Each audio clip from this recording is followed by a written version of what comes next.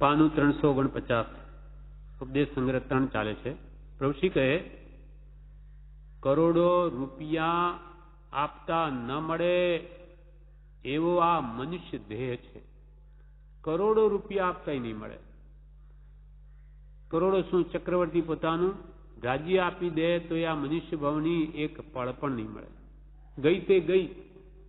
એટલે પ્રભુશ્રી કે કરોડો રૂપિયા આપતા ન મળે એવો આ મનુષ્ય દેહ છે. તેમાં રાજપાટ કે કરોડો રૂપિયા મળવા સહેલા છે, પણ તે સાથે જનાર નથી, એક ધર્મ સાથે જનાર છે. રાજપાટી મળી જાય અનંતવાર. આપણે અનંતકાલના પરિબળમાં અનેક વાર રાજા બન્યા છીએ, પણ ગયા રાજ્ય પદી ગયું, કરોડો રૂપિયા મળ્યા છે, બધા ગયા. એટલે પ્રભુ કે રાજપાટ કે કરોડા રૂપિયા મળવા સહેલા છે, પણ તે સાથે જનાર નથી. એ કરોડો મળેલા પણ અહીંયા જ રહેશે, સાથે કોઈ લઈ ગયા નથી, લઈ જતું નથી અને લઈ જશે નહીં. માટે જે સાથે આવે એવું શું છે એ જાણીને તે પ્રાપ્ત કરો. પણ તે સાથે જનાર નથી, એક ધર્મ સાથે જનાર છે. ધર્મ એટલે સંસ્કાર, શુભ કે અશુભ જે આપણા આત્મામાં આપણે નાખીશું તે સંસ્કારો સાથે આવશે. એટલે આ મંત્ર લઈએ ત્યાં લખેલું છે પ્રભુશ્રીનો બોધ કે પૈસો ટકો કાંઈ સાથે આવશે નહીં, એક ભજન ભક્તિ કરી હશે તો સાથે આવશે. તો કે પૈસા ટકા સાથે નહીં આવે તો ભજન ભક્તિ કેમ આવે? પૈસા ટકા તો વસ્તુ છે, એ દ્રવ્ય કોઈની સાથે શરીર પણ નથી આવતું, તો પૈસા ટકા ક્યાંથી આવે? એ વસ્તુ છે.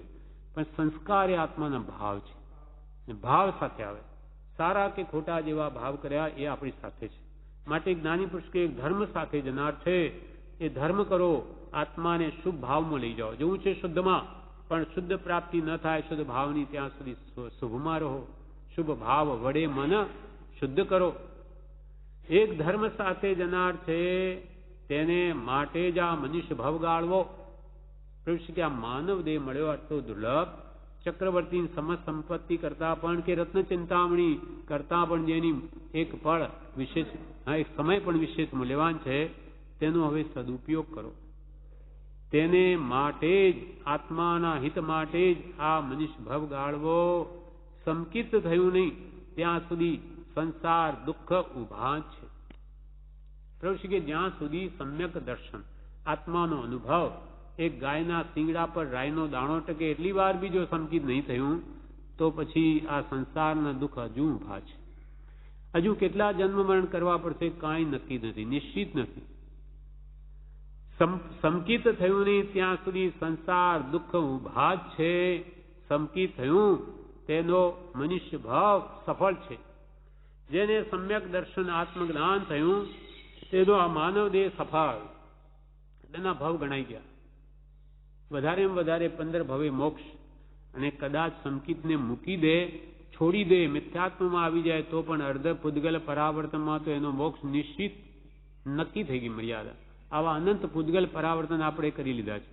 જોકે અર્ધ પૂદગલ પરાવર્તન અનંત કાળ છે, છતાં પણ કઈ મર્યાદા તો થઈ નક્કી, જે હજુ સુધી આપણને નથી. એટલે કે છે સંકિત થયું તેનો મનુષ્ય ભાવ સફળ છે. આશા ત્યાં વાસા, માટે સમકિતની આશા, ઈચ્છા, જિજ્ઞાસા રાખવી.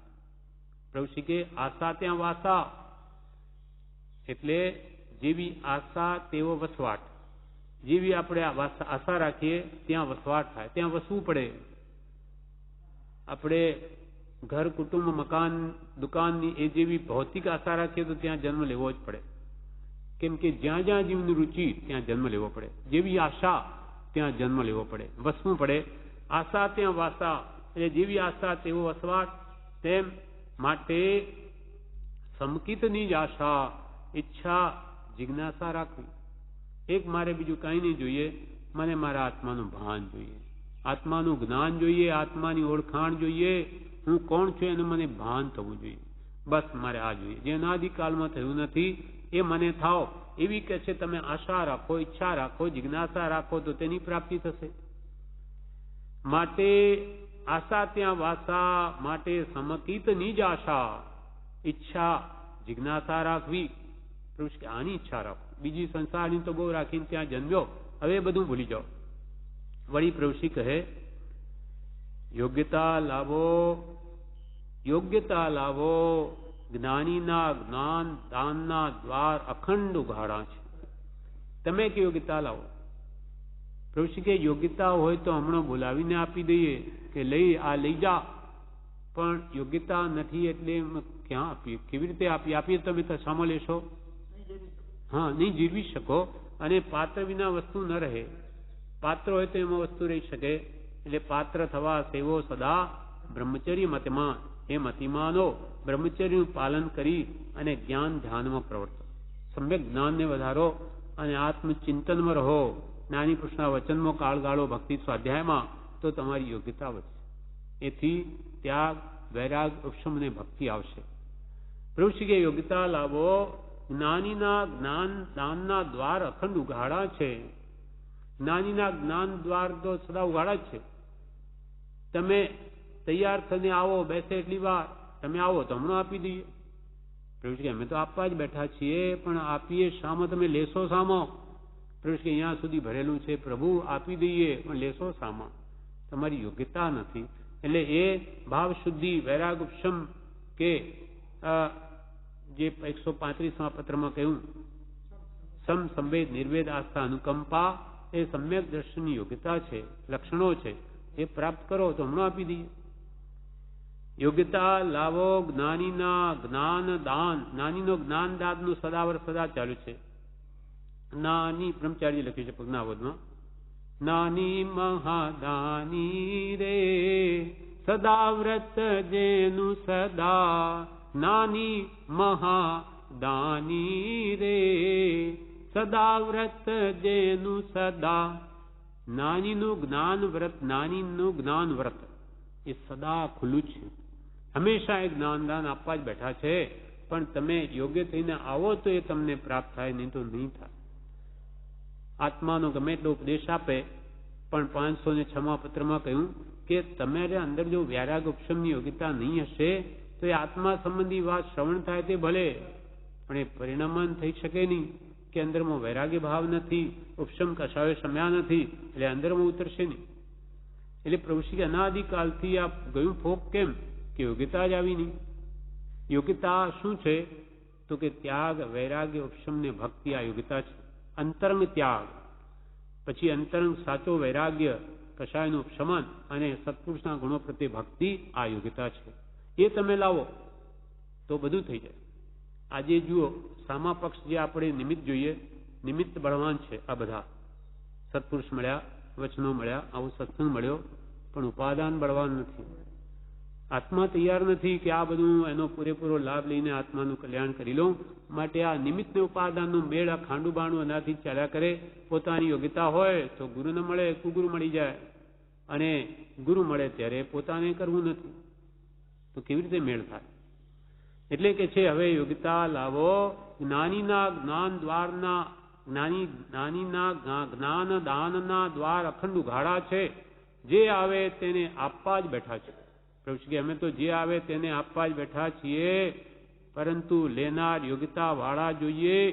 સદગુરુની શ્રદ્ધા, પ્રતીતિ, રુચિ એ બધાનું મૂળ છે.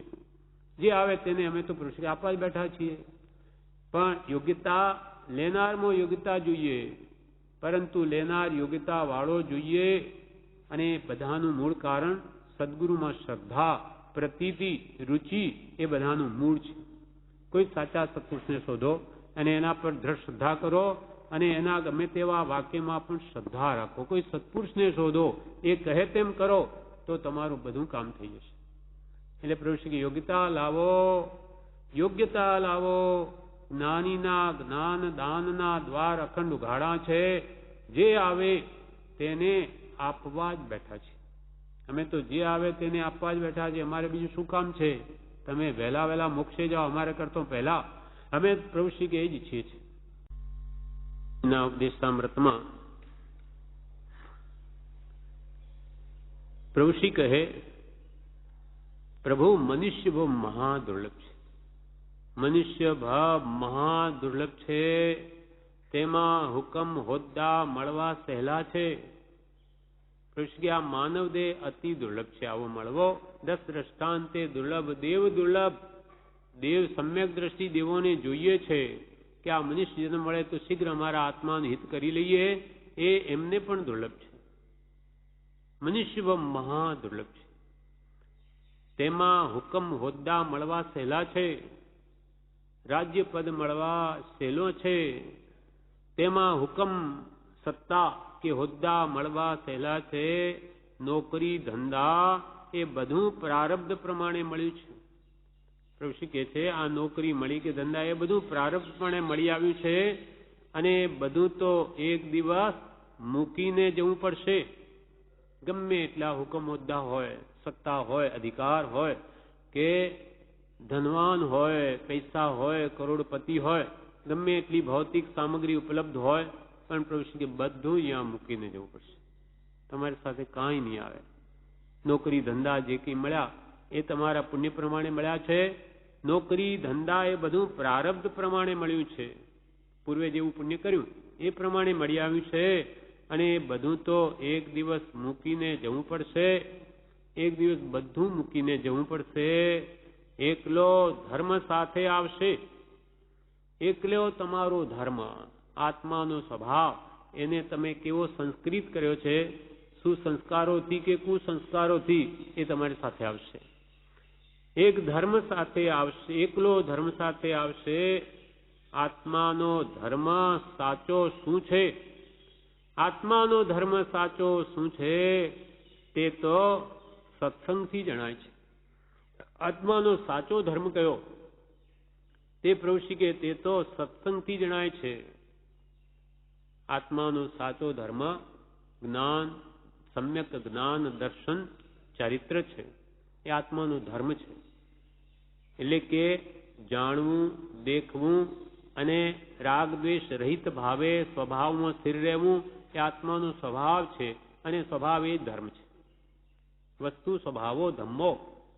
એટલે આપણા આત્માના જ્ઞાનમાં બધું દેખાય, બધું જણાય, છતાં પણ કોઈ પ્રત્યે રાગ દ્વેષ ન થાય એવો આત્માનો સ્વભાવ છે. આવો નિર્મળ છે. સિદ્ધ ભગવંતો કે કેવડીઓ સકળ વિશ્વને જુએ, 14 રાજલોકને જુએ અને જાણે, એના અનંત ગુણ પર્યા બધું જ જાણે, છતાં પણ એમના પ્રત્યે કોઈ રાગ દ્વેષ ભાવ નથી. પોતાના ચારિત્રમાં જ રહે, સુખમાં લીન રહે, પણ કોઈ મોહ માયા એમને થાય નહીં, માટે સુખી છે. આપણે મોહને લઈને દુઃખી છે. આપણે કોઈ પદાર્થ પ્રત્યે રાગ ન થતો હોય કે દ્વેષ ન થતો હોય તો દુઃખ શું? કાંઈ જ નહીં. દુઃખનું મૂળ રાગ દ્વેષ, અને રાગ દ્વેષથી સંકલ્પ વિકલ્પ થાય છે, અને વિકલ્પો આત્માને દુઃખી દુઃખી કરી દે છે. એટલે જ કહ્યું કે નિર્વિકલ્પતા પરમ સુખરૂપ છે. સાંજે ઘરે આવીને સૂતા હોઈએ ત્યારે શાંતિ લાગે. કારણ શું? કે વિકલ્પો સમાઈ ગયા. જેટલા વિકલ્પો સમાય તો સુખ ઉપજે. ઊંઘમાં વિકલ્પો બહુ રહેતા હોય, ચિંતા વગેરે, તો ઊંઘ નહીં આવે, ત્યાં દુઃખી થઈ જાય. એટલે નિર્વિકલ્પતા, સંપૂર્ણ વિકલ્પોનો નાશ, સંપૂર્ણપણે સર્વકાલને માટે, એ જ પરમ સુખ છે, અને એ જ મુક્ત અવસ્થા છે. સંપૂર્ણ કર્મથી મુક્તિ થયા વગર સંપૂર્ણ નિર્વિકલ્પ થાય પણ નહીં. એટલે પ્રભુ શ્રી કહે છે કે આત્માનો ધર્મ સાચો શું છે તે તો સત્સંગથી જણાય છે. કોઈ સંત પાસેથી આત્માના હિત માટે સાધન, પાઠ, વચન મળેલ છે, તે દરરોજ સંભાળવું. 10 મિનિટ લાગે. આપણને જે પરમ કૃપાળુ દેવની આજ્ઞાથી જે મંત્ર આપ્યો તેની વાત પ્રભુ શ્રી કરે છે કે કોઈ સંત પાસેથી આત્માના હિત માટે સાધન તમને મળ્યું હોય, પ્રભુ શ્રી કે સંતની આજ્ઞાથી કહેવાથી આ માનો. એ કૃપાળદેવનું કહેલું અમે કહીએ છીએ. આ 3 પાઠ અને માળા મુખ્ય આજ્ઞા સહજાત્મ સ્વરૂપ છે, અને દોષો નિવારવા માટે 3 પાઠ છે. તો કે છે સંત પાસેથી આત્માના હિત માટે જે સાધન તમને મળ્યું, પાઠ, 3 પાઠ કે વચન, આ બોધ વગેરે મળેલ છે, તે દરરોજ સંભાળવું. પ્રતિદિન સંભાળવું. 10 મિનિટ લાગે. ઓછામાં ઓછી 3 પાઠ ને 1 માળા બી કરતા 10 મિનિટ લાગે.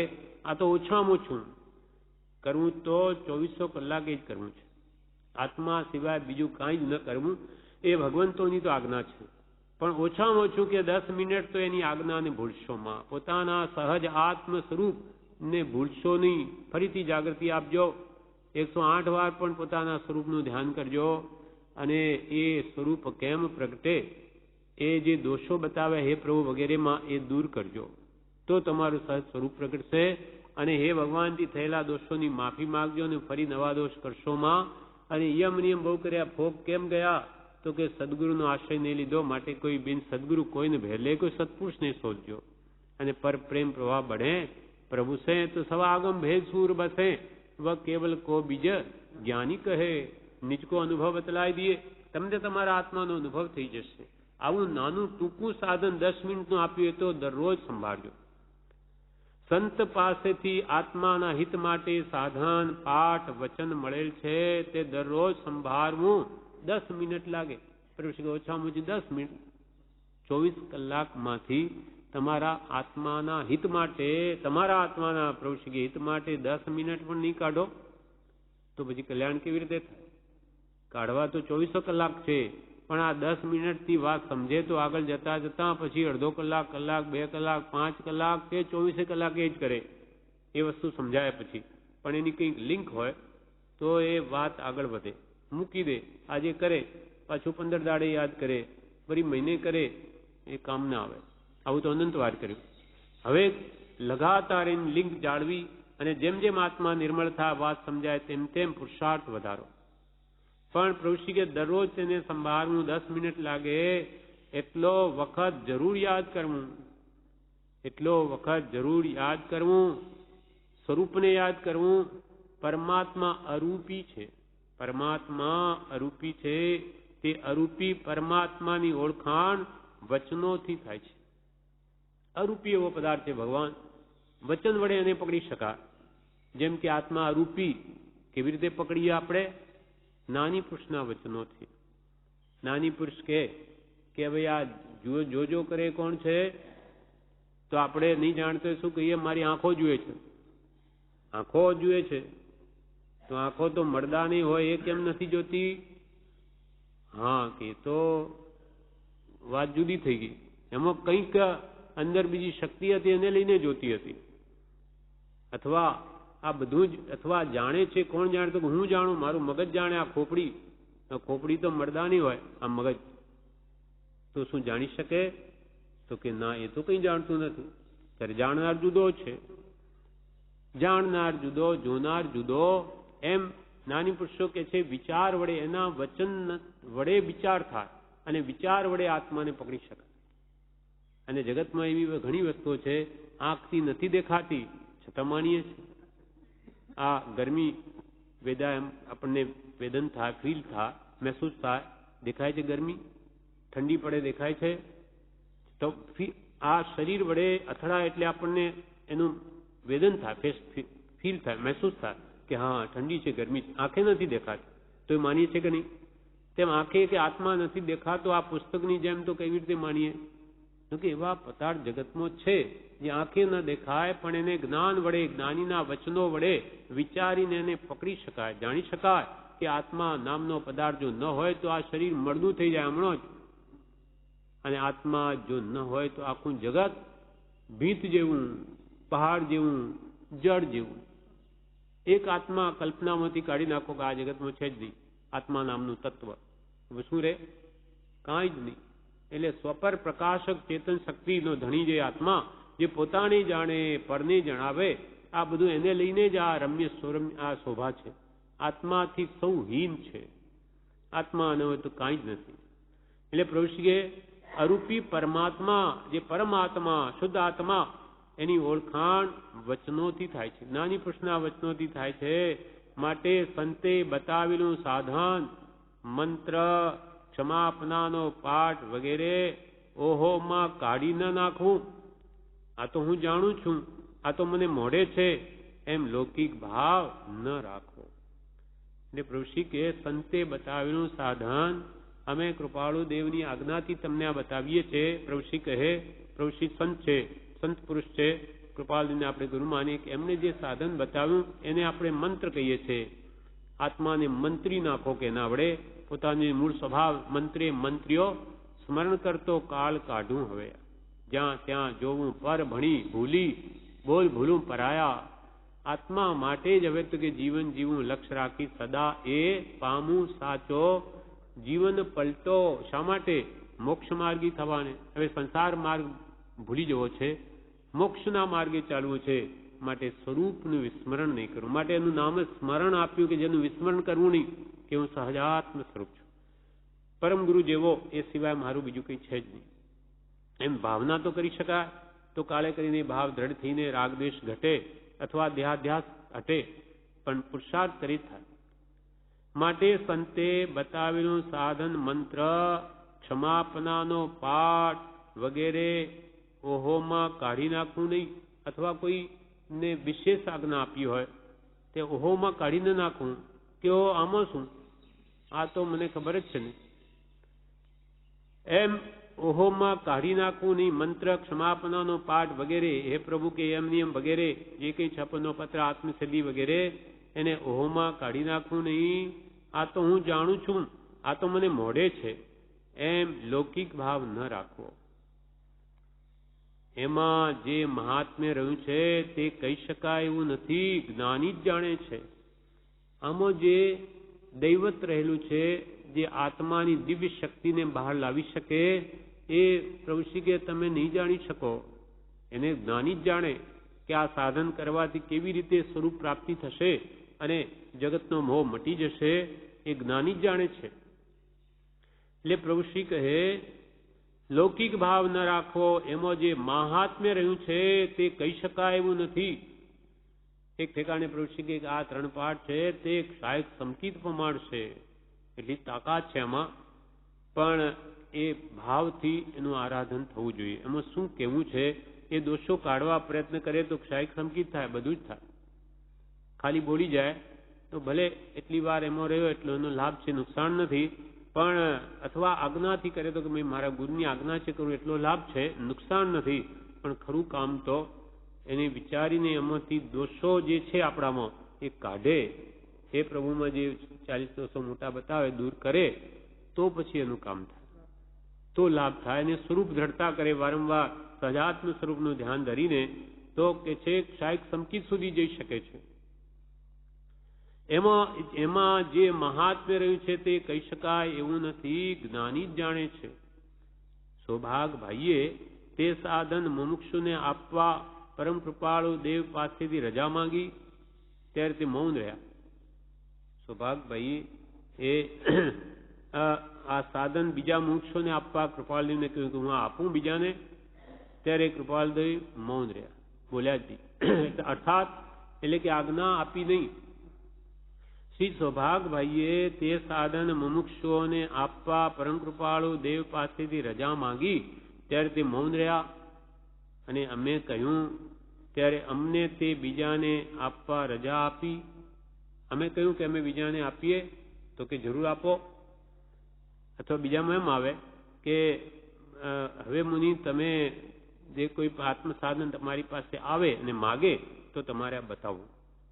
એમ કે અમે અમારા ગુરુની આજ્ઞા તમને આપીએ છીએ, બતાવીએ છીએ, માટે એમના કહેવાથી આપીએ છીએ, અમારી કલ્પના નહીં, સ્વચ્છંદે નહીં. એટલે મુમુક્ષુને આપવા પરમ કૃપાળુ દેવ પાસેથી રજા માંગી, ત્યારે સૌભાગભાઈએ રજા માંગી ત્યારે મૌન રહ્યા. અને અમે કહ્યું ત્યારે અમને તે બીજાને આપવા રજા આપી. તેથી અમે તો જે કોઈ જીવો અમારી પાસે આવે છે તેને એ સાધન તેના આત્માને અનંત હિતનું કરનાર જાણી આપીએ છીએ. માટે એમને તો ગુરુ આજ્ઞાએ આમાં અનંત હિત જણાય છે. અમારું હિત થયું છે કૃપાલ કે અમારું આ આજ્ઞાનું પ્રભુશ્રી એ પ્રભુ બોલતા ત્યારે કે છે કે આખી રાત એટલો બધો એમને પશ્ચાતાપ થશો કે મારામાં આવા દોષો છે, એમ કરી કરીને આંખોમાંથી આંસુ પડ્યા કરે, આખું ઓસિંગું પલળી જતું. એવા ભાવો આપણને તો આવતા જ નથી. માટે આપણું કામ પણ થતું નથી, જ્યાંના ત્યાં છીએ. આપણે તો હે પ્રભુ બોલીએ એ આખું પૂરું થઈ જાય ત્યારે ખ્યાલ આવે કે પડી પડી તુજ પદ પંકજે. શું થયું? મન તો ભટક્યા જ કરે છે, એ વશમાં રહેતું જ નથી. એટલે કેટલું મુશ્કેલ છે. અનાદિ જે એની વૃત્તિ બાહ્યમાં જવાની આદત પડી ગઈ, એટલે મનને વશ કરવું કેટલું દુર્લભ થઈ પડ્યું છે. એટલે પ્રભુશ્રી કે અમે તો જે કોઈ જીવો અમારી પાસે આવે છે તેને સાધન તેના આત્માને અનંત હિતનું કરનાર, આ ચિનગારી છે સાચી. આખા વિશ્વને બાળી શકે, એટલે સર્વ કર્મને હણી શકે એવી એમાં તાકાત છે. એટલે પ્રભુ કે તે સાધન તેને અમારી પાસે જે આવે તેને સાધન તેના આત્માને અનંત હિતનું કારણ જાણી, જેને અમે આપીએ તેના આત્માનું અનંત હિતનું કારણ જાણી આપીએ છીએ. માટે તે અલૌકિક ભાવે આરાધવું. આ કોઈ પુરુષ આપનાર અલૌકિક પુરુષે મને આપ્યું, લૌકિક પુરુષે નહીં, આત્મજ્ઞાની પુરુષે મને આપ્યું છે. માટે તે અલૌકિક ભાવે આરાધવું. વધારે વખત મળે તો આલોચનાનો નિત્યક્રમ રાખો. વધારે સમય કે મળે તો સવારમાં જે રાજ્ય પ્રતિક્રમણ જેવું જે આલોચના આપણે આપણી ભાષામાં બોલીએ તેનો ક્રમ રાખવો. વધારે વખત મળે તો આલોચનાનો નિત્યક્રમ રાખવો. વચન ઉપર જો શ્રદ્ધા થશે તો સંગનું ફળ અવશ્ય થશે. પ્રભુ કે અમે જે કહીએ છીએ તે પરમ કૃપાળુ દેવની આજ્ઞાથી કહીએ છીએ. જો અમારા વચન પર તમને શ્રદ્ધા થશે તો અમારા સંગનું ફળ અવશ્ય થશે. એમ ઠોકીને કેમ કહી શકે છે? તો કે એમને અનુભવ થયો છે. એમને આ મંત્ર અસલ તો કૃપાળદેવે પ્રભુશ્રીને આપ્યો છે એમના આત્મા માટે. આની આ 3 પાઠ જે વરાળથી મોકલાવ્યા આ મંત્ર સજાત્મ સ્વરૂપનો મંત્ર, એટલે જે કંઈ પણ આ સાધન કૃપાળુ દેવ પાસેથી પ્રભુશ્રીને મળ્યું એમના આત્માના હિત માટે, પણ આરાધન કરતા એમનું હિત થઈ ગયું ત્યારે કૃપાળદેવે આજ્ઞા આપી કે મુનિ હવે તમારી પાસે કોઈ આવતા આપે બીજાને ભલે આપજો. ત્યારે પ્રભુશ્રી કહે છે કે હવે અમારા વચનો પર તમને વિશ્વાસ હોય, શ્રદ્ધા હોય કે અમને આ પ્રાપ્તિ એનાથી થઈ છે અને તમે પણ જો આજ્ઞા આ રીતે આરાધો અમારા કહેવાથી તો અમારા સંગનું ફળ તમને પણ થાય. અમે જે સ્થિતિને પામ્યા સમ્યક દર્શનને તેમ તમે પણ પામો, પણ અમારા પ્રત્યે શ્રદ્ધા રાખો તો. વધારે વખત મળે તો આલોચનાનો નિત્યક્રમ રાખવો. વચન ઉપર જો શ્રદ્ધા થશે તો સંગનું ફળ અવશ્ય થશે. અમારા વચન ઉપર જો તમને શ્રદ્ધા થશે તો અમારા સંગનું ફળ તમને અવશ્ય થશે.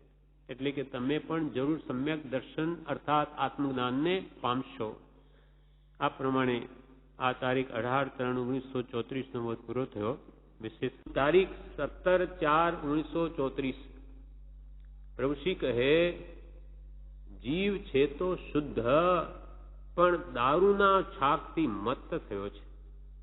પ્રભુશ્રી કે બધાના આત્મા તો રૂડા છે પણ કર્મ કૂડા છે. તેમ અહીંયા કે છે પ્રભુ જીવ તો છે શુદ્ધ પરમાત્મા જેવો પણ દારૂના છાકથી મત્ત થઈ ગયો છે. મોહરૂપી દારૂ પીધેલો ઉન્મત્ત થઈ ગયો. દારૂ પીધો હોય તો માણસ કેમ ઘેલો બની જાય, ભાન ભૂલી જાય, તેમાં મોહરૂપી દારૂ પીવાથી મદોન્મત્ત થઈ ગયો છે. ભાન ભૂલી ગયો, પોતે કોણ છે એનું ભાન નથી. એટલે જીવ છે તો શુદ્ધ પણ દારૂના છાકથી મત્ત થયો છે. ત્યારે એક મુમુક્ષુ કહે દારૂ પીધો સાથી, એને કે આ દારૂ કેવી રીતે પીધો મોહરૂપી? ત્યારે પ્રભુશ્રી કહે વિભાવથી, અજ્ઞાનથી. એ મોહરૂપી દારૂ કેમ પીધો? અજ્ઞાનથી. એને ભાન નથી પોતાનું, શરીરને ઇન્દ્રિયોને પોતાનું સ્વરૂપ માની ઇન્દ્રિયો જે વિષયો છે ત્યાં તે એ સુખ માનીને ત્યાં દોડે છે. એ સ્વરૂપને ભૂલી ગયો છે. એટલે વિભાવથી, વિશેષ ભાવથી પોતાના સ્વરૂપથી આગળ જઈ ચૂકચૂત થઈ અને રાગદ્વેષ કરીને મિથ્યાત્વથી ભૂલ્યો છે, અજ્ઞાનથી ભૂલ્યો છે. દારૂ મોહરૂપી દારૂ પીધો છે અજ્ઞાનથી.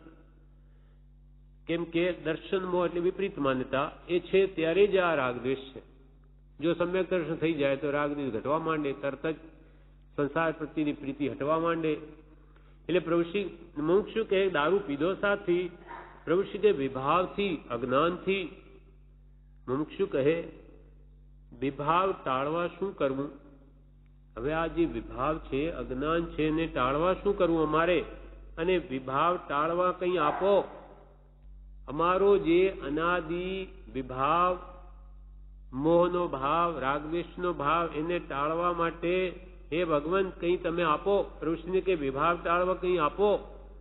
ત્યારે પ્રભુશ્રી કહે નાનીની આજ્ઞા એ ભાવ કૂપમાં ડૂબતા પ્રાણીને તારવા દોરડા સમાન છે. તેથી વિભાવ જશે. કે તમારે વિભાવ કાઢવો છે તો પ્રભુશ્રી કે જ્ઞાનીની આજ્ઞા આરાધો. જ્ઞાની કહે તેમ કરો તો તમારો ભલેને અનાદિકાલનો અજ્ઞાન છે એ પણ જશે, પણ જ્ઞાની કહે તેમ કરે તો, એ જે માર્ગ બતાવે તેમ વર્તે તો. જ્ઞાનીની આજ્ઞા આણાય ધમ્મો આણાય તપો. આજ્ઞાનું આરાધન એ ધર્મ છે, આજ્ઞાનું આરાધન એ તપ છે. કેમ કે આપણને તો ખબર નથી કે હું વિભાવમાં છું, એ ખબર નથી. એક જ્ઞાનીઓ ભાનમાં આપે છે કે તો આ મોહરૂપી દારૂ પીધો છે, તું ભૂલી ગયો છે તારી જાતને. જેમ દારૂ પીધેલો પોતે ગટરમાં પડ્યો હોય અને માને કે હું તો મહેલમાં સૂતો છું પલંગ ઉપર અને પડ્યો છું ગટરમાં, કૂતરાઓ મોઢામાં મૂતરે જાણે અમૃત પીવું છું.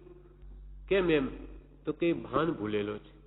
પોતે ક્યાં શું દારૂ પીધેલો હોય એટલે ભાન ભૂલી ગયો. તેમ આપણે દારૂ પીધેલા છીએ. મોહરૂપી દારૂ પીવાથી સ્વ આત્મ સ્વરૂપને ભૂલી ગયા અને આ ચામડા હાડકા રૂપા શરીર એને પોતાનું માની લીધું. અને કુટુંબીજનો, ઘર, મકાન, દુકાન, પૈસા, દાગીના વગેરે મારું એમ માનીને બેસી ગયો. ખરેખર એનું નથી. એનું હોય તો લઈને જાય સાથે, પણ છે નહીં એનું એટલે મૂકી જાય. આવ્યો ત્યારે એકલો આવ્યો, લઈને આવ્યો નથી.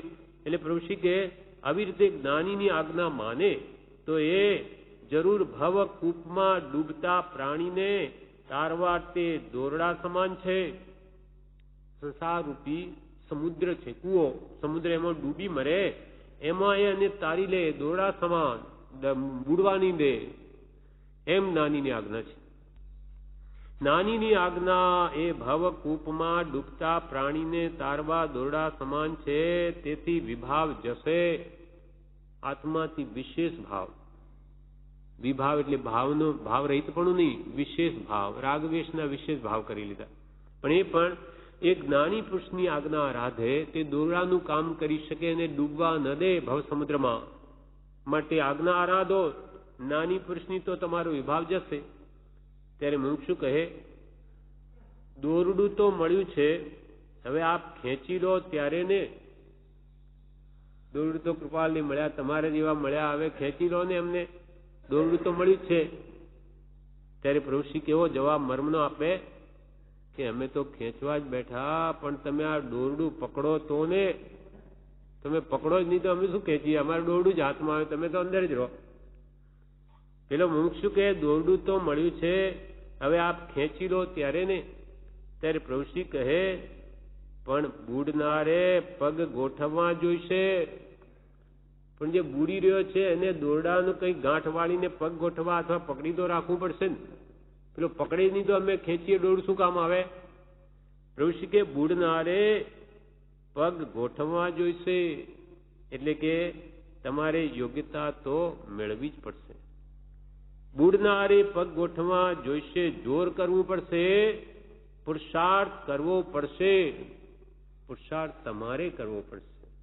અમારાથી જો થતું હોય તો ભગવાન મહાવીર એમ કહે છે કે અમારે તો આખા વિશ્વને મોક્ષે લઈ જવું છે. અમારા કરતો વહેલા પ્રભુશ્રી કે અમારા કરતો વહેલા મોક્ષે જાઓ. પણ જાય કેવી રીતે? યોગ્યતા જ નથી. તેમ સવી જીવ કરું શાસન રસી સી ભાવ દયા મનુષ્ય. ભગવાન બધા તીર્થંકરો હોય છે, બધાને એવી ભાવના થાય છે કે આખા વિશ્વને મોક્ષે પહોંચાડી દો. સવી જીવ કરું શાસન રસી. ભગવાનના જે વિતરાગ શાસનના રસિક બનાવી દઉં કે જેથી બધા મુક્તિ ચાલ્યા જાય. પણ ભગવાન તીર્થંકરો નહીં કરી શક્યા. આખા જગતને રાજી તો તીર્થંકરો નહીં કરી શક્યા. બધા કર્મને આધીન છે સર્વ જીવો. એ તો ઉપદેશના દાતા છે. ઉપદેશ આપે, માર્ગ બતાવે, એ માર્ગ પર જે ચાલે તે ત્યાં ગામે પહોંચે. મુંબઈનો માર્ગ પૂછે 5 જણા, પણ એમાંથી 1 જણો ચાલે તો એ મુંબઈ જાય એના કયા પ્રમાણે, અને 4 જણ પૂછીને એ પ્રમાણે અહીંયાથી ઉઠે જ નહીં. આશ્રમમાં હોય મુંબઈ જવું છે, મુંબઈ જવું છે એમ કર્યા કરે.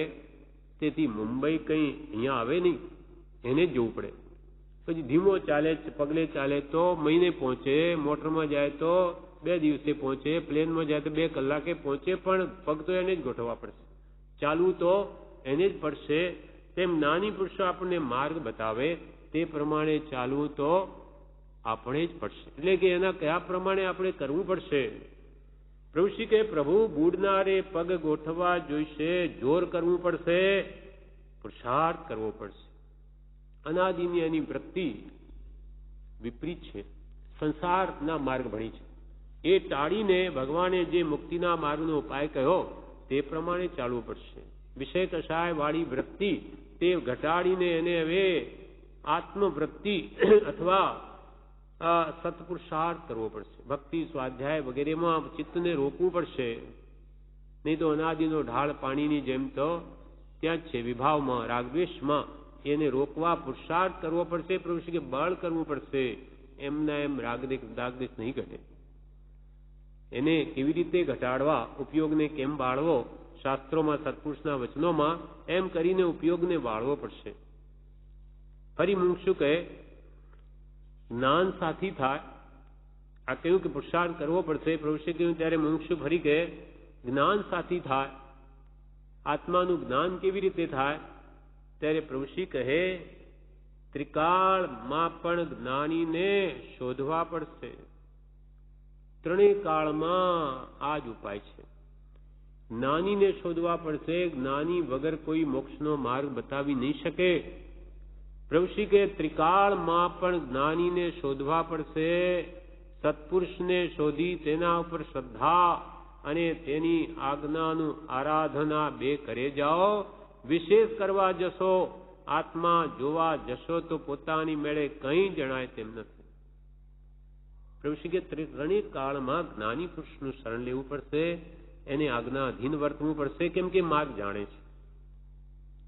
જંગલમાં રખડતો એક દ્રષ્ટાંત આપ્યું કે વકીલ હોય, બેરિસ્ટર હોય અને જંગલમાં ભૂલો પડી ગયો અને ત્યાં પછી ભીલનો નાનો છોકરો એ માર્ગ જાણે છે.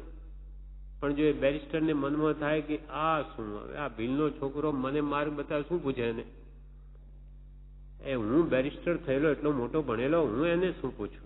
એમ કરે તો ત્યાં એને ભટકી મરે. ત્યાં એને માર્ગ મળે નહીં.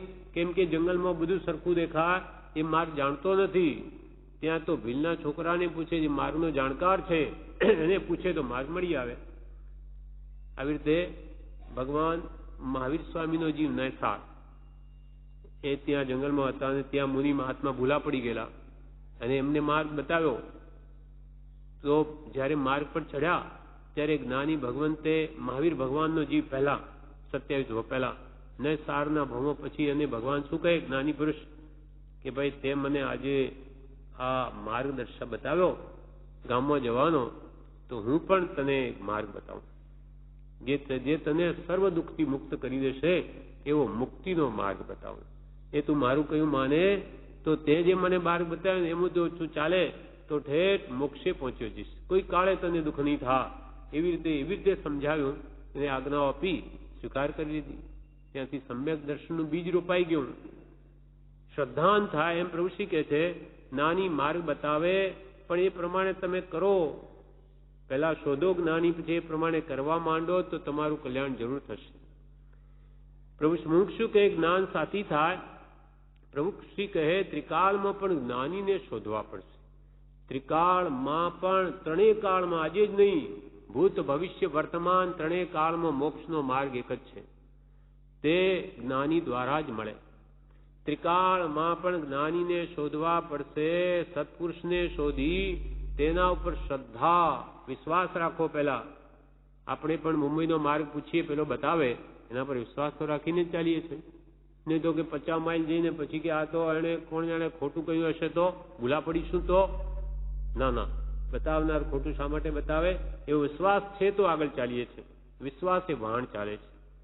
તેમ સત્પુરુષને શોધી તેના ઉપર શ્રદ્ધા અને તેની આજ્ઞાનું આરાધન આ બે કરે જાઓ. જ્ઞાની પુરુષ પર વિશ્વાસ રાખો અને તેને કહેલા માર્ગમાં એ જે આજ્ઞા આપે તે પ્રમાણે કરે જ જાઓ. તેના ઉપર શ્રદ્ધા અને તેની આજ્ઞાનું આરાધન એ બે કરે જાઓ. વિશેષ કરવા જશો, આત્મા જોવા જશો તો પોતાની મેળે કંઈ જણાય એમ નથી.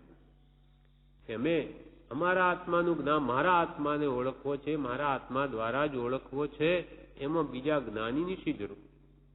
એ શું બતાવે? આત્મા તો મારે જ ઓળખવાનું, હું જ ઓળખી લઉં. શાસ્ત્રોમાં કહ્યું છે ને આ પ્રમાણે બધું, એમાં ગુરુની શી જરૂર છે? એમ એક બાળક પણ કરીને સ્કૂલ કે કોલેજમાં ન જાય તો શું થાય? ઠોઠ જ રહે. કે માસ્તરે જાય એક બીજું જોઈએ કે માસ્તર તો આ ચોપડા જ ભણાવે, આ ચોપડામાંથી જ બતાવે, એનું એ ચોપડા તો મારી પાસે છે જ, તો ઘરે જ હું વાંચી લઉં અને પછી પરીક્ષામાં બેસી જઈશ, પાસ થઈ જઈશ. આ શું કામ ત્યાં સ્કૂલ ને કોલેજ જવું, આટલું ખોટી થવું એમ માનીને એ સ્કૂલ કે માસ્તર પાસે ન જાય, શિક્ષક પાસે, તો નાપાસ થાય. કેમ કે એ વસ્તુમાં કઈ અપેક્ષાએ, કયા પોઈન્ટ ઓફ વ્યૂ, અંગ્રેજીમાં કે કઈ અપેક્ષા વાત છે તે માસ્તર સમજાવે કે એનો અર્થ એમ સમજવો, એનો અર્થ એમ સમજવો, ત્યારે નિશ્ચિત થાય છે. તેમ વ્યવહારિક શિક્ષા પણ ગુરુ વગર મળતી નથી. તો પરમાર્થ શિક્ષા, જેના આપણે સાવ અજાણ છીએ અનંતકાળથી આ મોક્ષ માર્ગના, એ ગુરુ વગર ક્યાંથી મળી શકે? ગુરુ તો પહેલા જોઈએ. લૌકિક વિદ્યા પણ ગુરુ વગર પ્રાપ્ત નથી થતી તેથી તો આત્મિક વિદ્યા તો ક્યાંથી પ્રાપ્ત થાય? આત્મા તો દેખાતો જ નથી, એના અનંત ગુણો અરૂપી આત્માના છે, કેવી રીતે સમજાય? માટે આ પ્રભુશ્રી કહે છે, સૌથી પહેલા પણ પરમાર્થે પહેલો જી વિશ્વાસ. સૌ વ્યવહાર વિશ્વાસે ચાલે, પણ પરમાર્થે પહેલો જી. બધા વ્યવહાર સંસારમાં વિશ્વાસથી ચાલે છે. કોઈને 50,000 લાખ રૂપિયા ધીરીએ કે 5,000 ધીરીએ વિશ્વાસ છે કે મને પાછા આપશે. નાવમાં બેસીએ તો વિશ્વાસ છે કે આ નાવિક મને પેલી પાર પહોંચાડશે, એવો વિશ્વાસ છે. સૌ વ્યવહાર વિશ્વાસે ચાલે, પણ પરમાર્થે પહેલો જી. પણ આ પરમાર્થમાં તો પહેલો વિશ્વાસ જોઈએ, નહીં તો ગાડી આગળ ચાલે જ નહીં.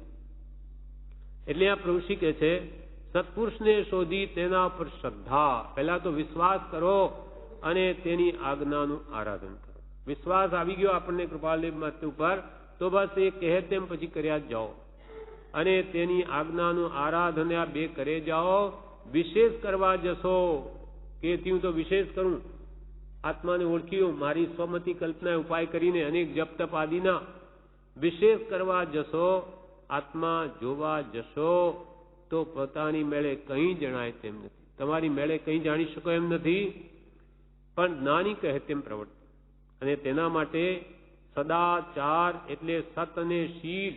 સત એટલે આત્મા, આત્માનો વિચાર, વાત, લક્ષ્ય, અને શીલ એટલે મુખ્યત્વે બ્રહ્મચર્ય. એ દ્રવ્ય પણ પળાય તો તે મોટી વાત છે. પ્રભુશ્રીએ તમારે હવે જ્ઞાનીની આજ્ઞા પ્રમાણે વર્તું અને આત્મા જોવો હોય તો પહેલા સદાચાર લાવો. આશ્રમનો પાયો પણ સત અને શીલ છે. સત એટલે આત્મા અને એ પ્રાપ્તિ માટે સદાચાર અર્થાત શીલ. શીલ એટલે મુખ્યત્વે બ્રહ્મચર્ય. પ્રભુશ્રી કે સદાચાર એટલે સત અને શીલ. સત એટલે આત્મા, આત્માનો વિચાર, વાત, લક્ષ્ય. આ સતનો અર્થ કર્યો. આશ્રમનો પાયો સત. સત એટલે શું? આત્મા, તેના જ વિચાર, તેની જ વાત, તે આત્મા પ્રાપ્તિનો જ લક્ષ્ય, એ છે સત. અને શીલ એટલે મુખ્યત્વે બ્રહ્મચર્ય, સદાચાર. બ્રહ્મ એટલે આત્મા, એમાં રમણતા કરવાની, એ ખરેખરું બ્રહ્મચર્ય છે અંતરંગ. એના માટે બાહ્ય બ્રહ્મચર્ય પાળવું એ પણ યોગ્યતા માટે પરમ સાધન છે. અને આ સત્સંગ એ મોટું વિઘ્ન છે. કૃપાલ કે યોગ્યતા માટે બ્રહ્મચર્ય મોટું સાધન છે. શીલ એટલે મુખ્યત્વે બ્રહ્મચર્ય. એ દ્રવ્ય પણ પળાય તો તે મોટી વાત છે. બહારથી પણ પળાય, સ્ત્રી સંગનો ત્યાગ, તો પણ તે મોટી વાત છે.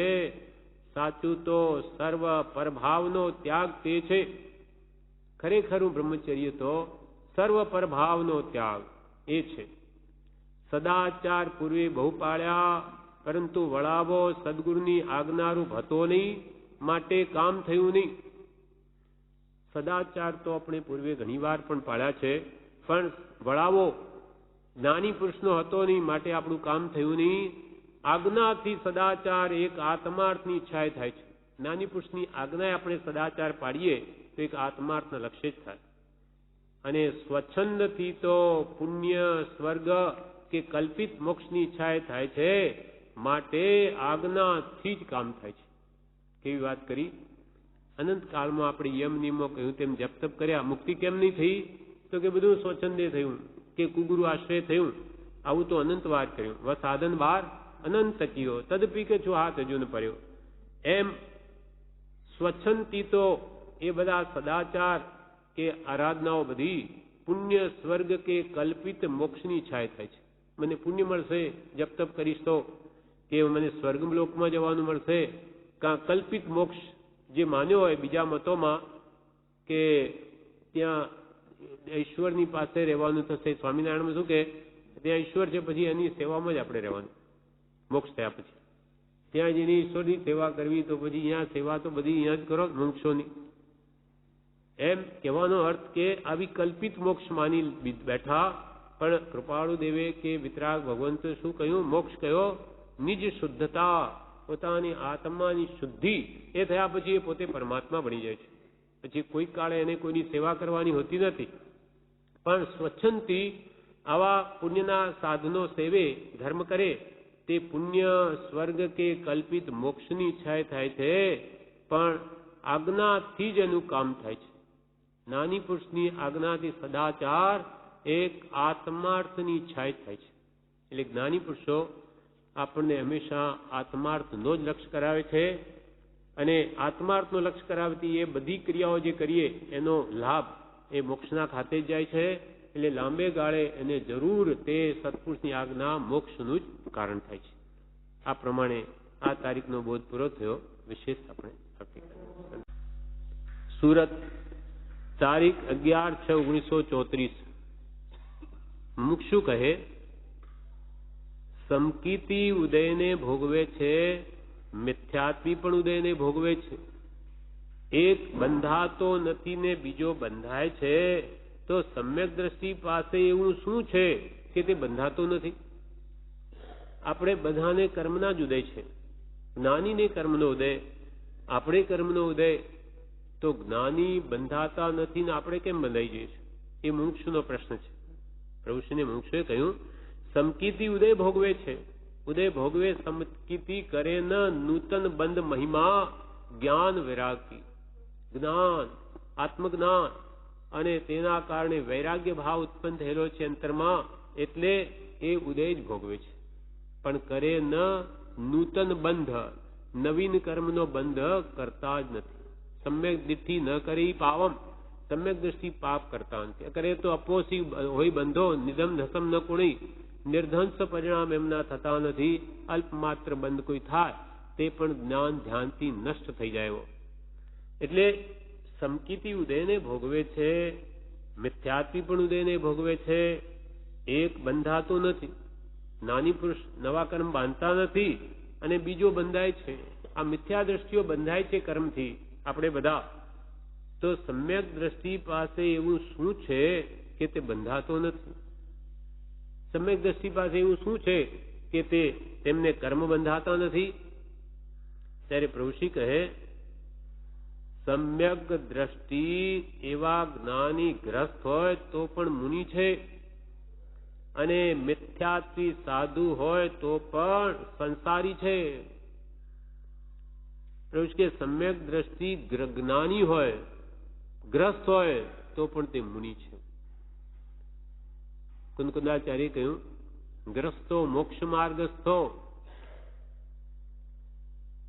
ગ્રસ્તો મોક્ષ માર્ગ, સમ્યક દ્રષ્ટિ ગ્રસ્ત મોક્ષ માર્ગ તો નહીં મુનિ. મુનિ જે ભલે હોય પણ એ મોહીનો મુનિ, મોહી એવો મુનિ, તે પણ મોક્ષ માર્ગમાં નથી, જ્યારે સમ્યક દ્રષ્ટિ ગ્રસ્ત હોવા છતાં મોક્ષ માર્ગમાં છે. કેમ કે સમ્યક દ્રષ્ટિ છે અને તારનાર વસ્તુ આ છે, અને એથી જ નવો બંધ થતો નથી. એની દ્રષ્ટિ બદલાઈ ગઈ, જ્ઞાન થઈ ગયું, એટલે સદા અલિપ્ત જ વર્તે છે. કોઈમાં એને આસક્તિ નથી, કોઈમાં ચોંટ નથી, લગાવ નથી, તાદાત્મ્ય વૃત્તિ નથી. માટે સદા ઉપરની ઉપર જ રહે છે. ઉદ આસીન એની વૃત્તિ. ઉદ એટલે ઉપર, આસીન એટલે અધર બેસવું, ક્યાંય ચોંટવું નહીં. એટલે જ્ઞાની પુરુષો જગતમાં બધી ક્રિયા કરતા ક્યાંય ચોંટ થતી નથી, ક્યાંય લગાવ છે જ નહીં, તાદાત્મ્ય વૃત્તિ જ નથી. કેમ કે એમને પોતાનું સ્વરૂપ જ પોતાનું ભાષે છે, જે બધું પર ભાષે છે. માત્ર ઉદયાધીન જેની વૃત્તિ હોવાથી એમને નવીન કર્મનો બંધ જ નથી. એટલે સમ્યક દ્રષ્ટિ એવા જ્ઞાની ગ્રસ્ત હોય તો પણ પ્રભુશ્રી કે મુનિ છે, અને મિથ્યાત્વી સાધુ હોય તો પણ સંસારી છે.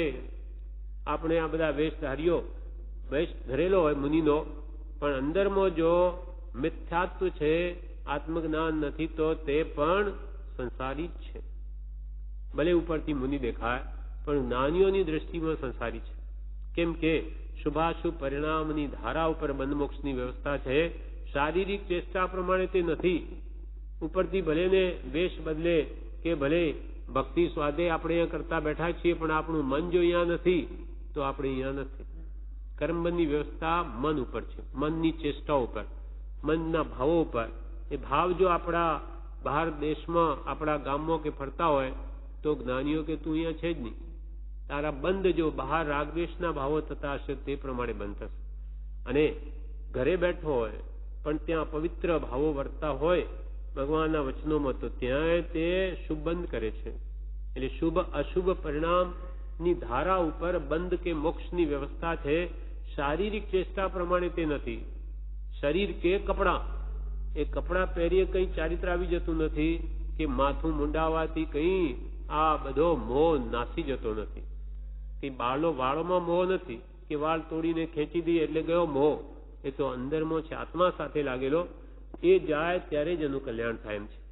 એટલે કે મિથ્યાત્વી સાધુ હોય તો પણ સંસારી છે.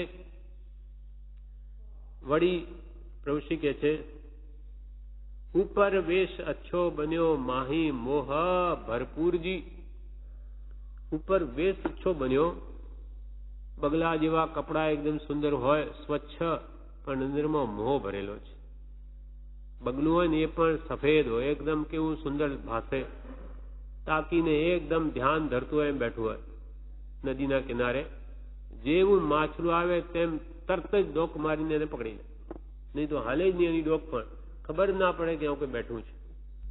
એમ જો મિથ્યાત્વી માન કશાયને પોષતા કે આહાર આદિ માટે ઉદર ભરણાદિ નિજ કાજ કરતા થતા મોહ નડિયા કલિકાલ રાજે જેવું હશે તો ભલે ને ઉપર વેશ અચ્છો બન્યો, પણ માહે મોહ ભરપૂર છે.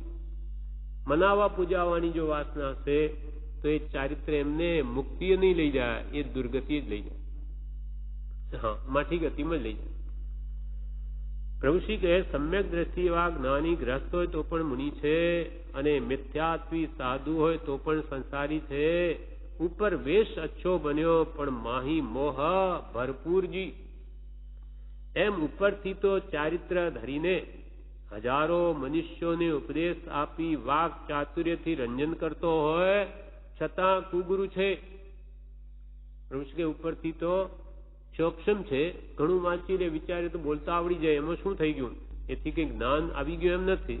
હજારો માણસોને રંજિત કરે એવું વ્યાખ્યાન પણ આપે, ઉપદેશ, પણ વાક ચાતુર્ય વડે તે ગુરુ બની ગયો એમ ન કહી શકાય. મોહનીય કર્મ ઉપદેશ દર્શન મોહણા તો જ જ્ઞાન પ્રગટે છે, અને એ બહુ વિકટ છે. આ ક્ષક્ષમ તો ઘણી વાર આપણે વાંચ્યું તો કોઈને બોલતા આવડી જાય, એમાં કોઈ મોટી વાત નથી. પણ આ જ્ઞાનના યોગથી પોતામાં રહેલું મિથ્યાત્વ કે ચારિત્ર મોહને હણે, રાગદ્વેષ ભાવોને, તો જ એ જ્ઞાન સમ્યકપણાને પામે છે. બીજાને કંઈ રાજી થવાથી એનું કલ્યાણ નથી. એમ ઉપરથી તો ચારિત્ર ધરીને હજારો મનુષ્યોને ઉપદેશ આપી વાક ચાતુર્યથી રંજન કરતો હોય છતાં કુગુરુ છે. સમકીતી કાંઈ બોલતા પણ ન હોય છતાં મુનિ છે. સમ્યક દ્રષ્ટિ આત્માનો અનુભવ થઈ ગયો હોય પણ બોલતા કંઈ નહીં આવડતું હોય, કોઈને વ્યાખ્યાન આવડતું નહીં આવડતું હોય, પણ સમકીતી કાંઈ બોલતા પણ ન હોય છતાં મુનિ છે, જ્ઞાની છે. એવું સમકીતી પાસે શું છે? એ કંઈ બોલતા આવડતું નથી છતાં એ જ્ઞાની, તે મુનિ. તો પ્રભુશ્રી પોતે કે આવું સમકીતી પાસે શું છે? પછી પોતે જવાબ આપે, સમકીતીનો સંગ આત્મગુણ પ્રગટ કરનાર છે. જેને જ્ઞાન અને વૈરાગ્ય જાગૃત છે એવા સમકીતીનો, સમ્યક દ્રષ્ટિનો સંગ આત્મગુણ પ્રગટ કરનાર છે. મિથ્યાત્વી કુગુરુનો સંગ ઉપદેશ આદિ સર્વ સંસાર વૃદ્ધિના કારણ છે, તેથી ત્યાગવાયું છે. મિથ્યાત્વી હોય એટલે કે આત્મજ્ઞાન ન હોય એવા કુગુરુનો સંગ કરવાયો નથી, એમનો ઉપદેશ પણ સાંભળવાયો નથી. એવો મતાગ્રહ આપણામાં બેસાડી દે તો એ સંસાર વધારે. એટલે સમકીતીનો સંગ આત્મગુણ પ્રગટ કરનાર છે, જ્યારે મિથ્યાત્વી કુગુરુનો સંગ ઉપદેશ આદિ સર્વ સંસાર વૃદ્ધિના કારણ છે. તેથી ત્યાગવા યોગી છે. માયા, શલ્ય, મિથ્યાત્વ શલ્ય અને નિયાન શલ્ય, આ ત્રણમાંથી એક પણ શલ્ય હોય ત્યાં સુધી ધર્મ ફળદાયક થાય નહીં. અને કુગુરુમાં તો ત્રણેય શલ્ય હોય છે. હવે એવાનો સંગ આપણને ક્યાંથી મુક્તિ આપે, ક્યાંથી જ્ઞાન આપે? જેનામાં છે જ નહીં, ક્યાંથી બતાવે? હા, બતાવે. એ ત્રણેયનો અર્થ બતાવે છે પ્રભુશ્રી એક એકનો, કે માયા શલ્ય, મિથ્યાત્વ શલ્ય અને નિયાણ શલ્ય. નિયાણ એટલે નિદાન. નિયાણ શલ્ય, શલ્ય એટલે કાંટા, કાંટાની સમાન ચૂભે, દુઃખ આપે. આ ત્રણેયમાંથી એક પણ શલ્ય હોય ત્યાં સુધી ધર્મ ફળદાયક થાય નહીં. જ્યારે કુગુરુમાં તો ત્રણેય શલ્ય હોય છે. હવે આ શલ્ય શું છે? માયા શલ્ય, મિથ્યાત્વ શલ્ય, નિયાણ શલ્ય શું છે? હવે એક એક કે છે. પહેલા માયા શલ્ય બતાવે છે. માયા કરવી, કપટ. અંદરમાં મુનિપણું છે નહીં, અંદર તો રાગી, દ્વેષી, મોહી, કામી, ક્રોધી બધું છે, અને ઉપરથી કપડાં પહેરીને લોકોને બતાવો કે અમે તો મુનિ છીએ, હા સાધુ છીએ, એટલે અમને પૂજો, આહાર આપો, અને અમે બેઠા બેઠા ખાઈએ, તમે મથો રાત દિવસ, ધંધા કરો અને અમે મોજ કરીએ. આવું અસદગુરુએ વિનયનો લાભ લહેજો કાંઈ, મહામોહનીય કર્મથી બુડે ભવજળમાં. એ પ્રભુશ્રી કહે છે, પ્રભુ આ શ્રાવક કે ટુકડે ગજગજ લાંબે દાંત, કરે ધર્મ તો પચે, નહીં તો કાઢે આંત. તમારા આંતરડે તોડી નાખશે. તમે કે આમ બેઠા બેઠા ખાઓ અને બિચારા 18 પાપસ્થાન સેવીને ગ્રસ્તો આ આજીવિકા પેદા કરે, અને તમે તરત જ ધર્મ લાભ કહીને પાત્રા ભરીને ચાલ્યા જાઓ. એવી રીતે ધર્મલાભ તમે શું આપવાના? તમને નથી થયો ધર્મનો લાભ, બીજાને ક્યાંથી આપો? આ બધું જૂઠ પ્રપંચ છે. પોતાની ગુણ પ્રગટ્યો નથી ને આવી માયા કરો ઉપરથી. એ અસદગુરુ એવા જ વિનયનો બીજાનો લાભ લે તો એ મહામોહની કર્મના 30 ભાંગા છે, એનામાં પેસી જાય. પછી 70 કોડાકોડી સાગરોપમ સુધી ઊંચો જ ના આવે, ધર્મ પામે જ નહીં. નિમિત્ત મળે તો શ્રદ્ધા નહીં થાય. એટલે અહીંયા 5-15 વર્ષના માન મોટાઈને લીધે 70 કોડાકોડી સાગરોપમનો બંધ કરીને ચાલ્યો જાય. આ સદગુરુ એ મહાભયંકર છે. કૃપાલે પોતે 708માં પત્રમાં કહે છે કે ગુરુ બનવાનું માન મોટું છે, પણ એના જેવું જોખમદારીનું પદ બીજું કોઈ નથી, એકે નથી ગુરુ બનવામાં. ગુરુ એટલે ભારે મહા જોખમદારીનું પદ છે. એમાં જો ભૂલ થઈ ગઈ તો એ ગયો. શિષ્યોનો કદાચ ઉદ્ધાર થાય પણ કુગુરુનો નહીં થાય. કૂતરાનો શ્રી રામચંદ્રજી વૈકુંઠ જવાના તો વૈષ્ણવ કથા છે, એટલે કે અયોધ્યામાં કોણ છે? બધાને બોલાવો. બધાને બોલાવ્યા તો બધા આવી ગયા. હજુ કોણ છે? તો જઈને જોયું કે એક કૂતરો છે ત્યાં, પણ એના માથામાં કીડા બહુ પડેલા છે. પ્રભુના બોધમાં દ્રષ્ટાંત છે. તો કે એને જાળવીને લાવો. એને જાળવીને ત્યાં લઈ આવ્યા કે વૈષ્ણવ કથા છે. પછી કૂતરાને ગંગામાં ઝઘડ્યો તો બધા કીડા મનુષ્ય બની ગયા. ત્યારે પછી રામે પૂછ્યું કે તમે કેમ એના માથામાં કીડા થઈને એનું પરુપાચ ખાતા હતા? તો કે મહારાજ આ તો અમારો પૂર્વનો ગુરુ હતો. ગુરુ એને કહ્યું ગુરુ હતો એટલે અમારું બધું ધન માગી માગીને લઈ લીધેલું એને. અમે એને આપતા હતા જે માગતે, એટલે એનું અમે પાછો બદલો લઈએ છીએ. મારું બધું અમારું લઈ લીધું આગલા ભૂમે, હવે એને પરુપાચ ખાઈએ છીએ. એમ પછી કહ્યું ઋષે કે જુઓ આ જે જીવો એના હતા આશ્રિત, એનો તો ઉદ્ધાર થઈ ગયો, પણ પેલા કૂતરાની ભેગો જબોળ્યો ને એનો ઉદ્ધાર નહીં થયો, એ તો કૂતરો જ રહ્યો. એમ શિષ્યો કદાચ તરી જાય પણ કુગુરુનો ઉદ્ધાર નથી. માટે પ્રભુશ્રી કહે છે, પ્રભુ અમે ગુરુ થતા નથી, અમે ગુરુ બતાવી દઈએ છીએ. અમારા ગુરુ એ તમારા ગુરુ. એ જાણે છે કે આ આવતા ભવમાં આગળ ભવિષ્યમાં બધા આવા ગુરુઓ બહુ નીકળશે અને મૂળ પુરુષ દબાઈ જશે. એટલે પોતે ગૌણ થઈ ગયા. આજે દેખાય છે. એટલે જ આપણે કહીએ છીએ કે આજે કેટલા ગુરુઓ બની ગયા. પણ પ્રભુશ્રી જેવા સમર્થ પુરુષ, જેને શાયદ સમકી છે, જેને પ્રભુશ્રીએ આવી બધી શક્તિઓ આપી છે, અનેક લબ્ધિઓ પણ જેની પાસે છે, છતાં કહે છે અમે ગુરુ થતા નથી, અમે ગુરુ બતાવી દઈએ છીએ. અમારા ગુરુ એ તમારા ગુરુ.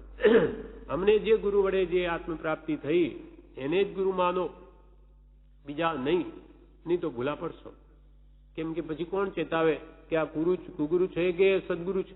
આપણી તો શક્તિ નથી. માટે સુરક્ષિત માર્ગ આ છે. કે કૃપાળુ દેવને જો ગુરુ માનીએ અને આપણે ચાલીશું તો આપણે કોઈ બાદ ન આવે. નહીં તો અનંત કાળમાં જે ભૂલ થઈ ગઈ ફરી આ કાળમાં થઈ ગઈ તો ગયો આ ભવથી, એક ભવ જ નહીં ભવ બગડી જશે. માટે ગુરુ આ માની એમણે હવે જે કહ્યું તે પ્રમાણે કરવું, એનાથી આપણું કલ્યાણ છે. બાકી ગુરુ પ્રત્યક્ષ હોય અને એ પણ કંઈ આશીર્વાદ આપીને નથી આપી દેતા. પેલા બાવાઓ કહે ને, આપ મારા ગુરુ, તો કે જા બેટા તેરા કલ્યાણ હો ગયા, કલ્યાણ હો જાયગા.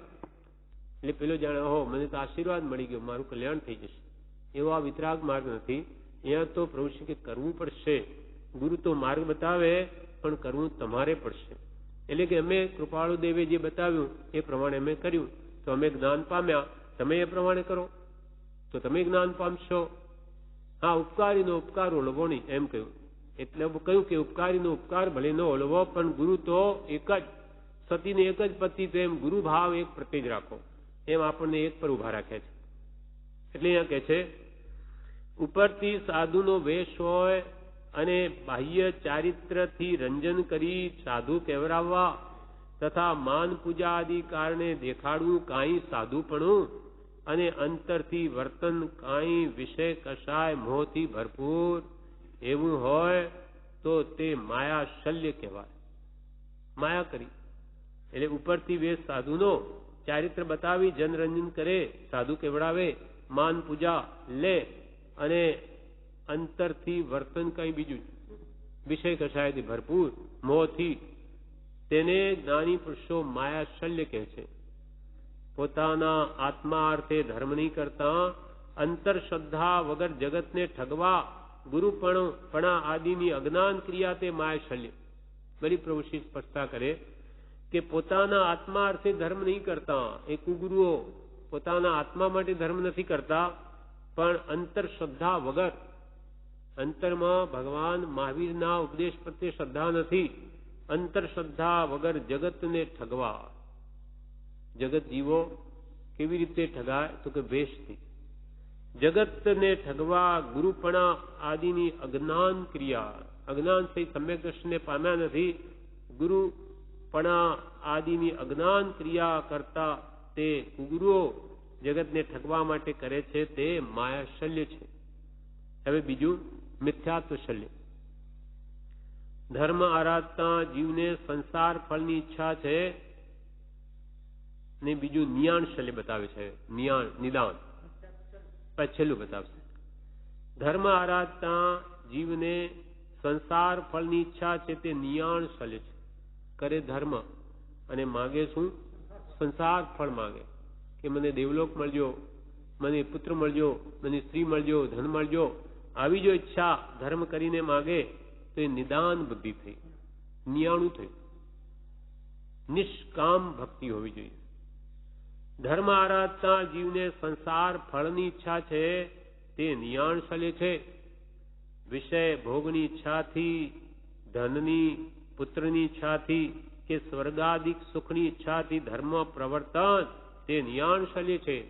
પ્રભુ શ્રી શું કહે કે ધર્મ આરાધતા સંસાર માગે, વિષય ભોગની કામના રાખે કે દેવલોક મળે, મને ધન મળે, પુત્ર મળે, સ્વર્ગ મળે, એવી ઈચ્છાથી ધર્મ પ્રવર્તન તે નિદાન શલ્ય છે. નિદાન એટલે નિયાણું કરે.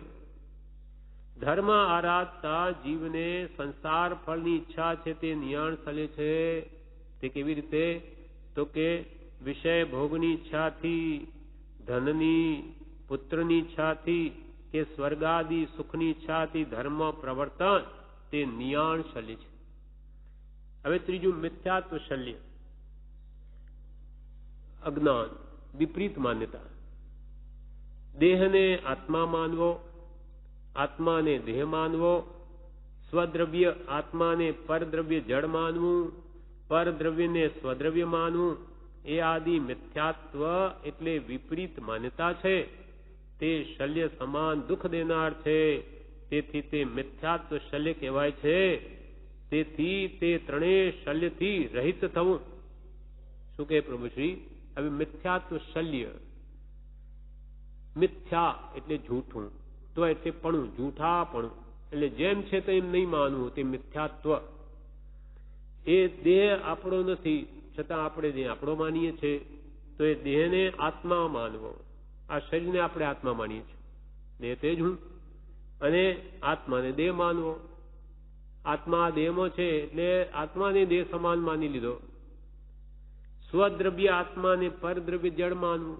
સ્વદ્રવ્ય આપણો આત્મા છે, તેને નહીં જાણતા કે નહીં માનતા પરદ્રવ્ય એવો જે આ શરીર છે, જળ છે, એને પોતાનું માનવું. સ્વદ્રવ્ય આત્માને પરદ્રવ્ય જળ માનવું, પરદ્રવ્યને સ્વદ્રવ્ય માનવું, શરીર આદિ પર છે તેને પોતાનું માનવું. એ આદિ મિથ્યાત્વ એટલે વિપરીત માન્યતા છે.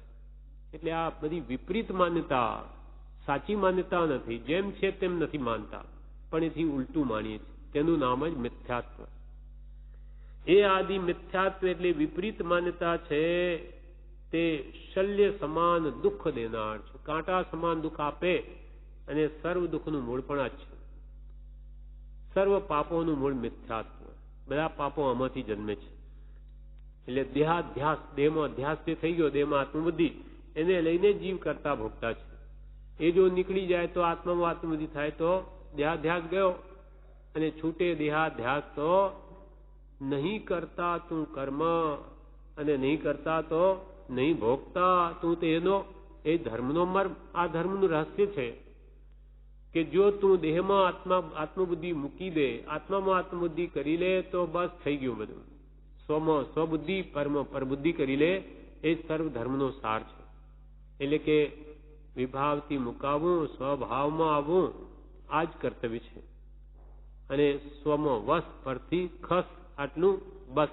જેમ છે તેમ તારું માની લે. તું આત્મા છો, આત્મામાં આત્મબુદ્ધિ કર. શરીર આદિ પર ને પરમાન, કુટુંબ આદિ પર છે ને પરમાન. માન્યતામાં તેમ જ લેવું પડશે તો કાળે કરીને છૂટશે. એટલે દેહને આત્મા માનવો, આત્માને દેહ માનવો, સ્વદ્રવ્ય આત્માને પરદ્રવ્ય જળ માનવું, પરદ્રવ્યને સ્વદ્રવ્ય માનવું, એ આદિ મિથ્યાત્વ એટલે વિપરીત માન્યતા છે. તે શલ્ય સમાન, કાંટા સમાન દુઃખ આપનાર છે. તેથી તે મિથ્યાત્વ શલ્ય કહેવાય છે. પ્રભુશ્રી કે તેથી તે ત્રણેય શલ્યથી રહિત થવું. એટલે પ્રભુશ્રી કે તમે બધા કોઈ પણ જાતના આવા શલ્ય રાખવાની, તમારે કોઈએ માયા કરવી નહીં, અને કોઈ પણ ધર્મ કરીને કંઈ પણ ભગવાન પાસે માગવું નહીં, અને મિથ્યાત્વ રાખવું નહીં. વિપરીત માન્યતા, દેહમાં આત્મબુદ્ધિ કરવી નહીં, આત્મામાં જ આત્મબુદ્ધિ કરવી. આ પ્રમાણે કે આ ત્રણેય શલ્ય નહીં તો કાંટાની સમાન દુખ્યા જ કરશે, આત્માને પીડા આપશે. માટે ત્રણેયથી રહિત થવું. આ પ્રમાણે આ બોધ પ્રવૃત્તિનો પૂરો થયો વિષય.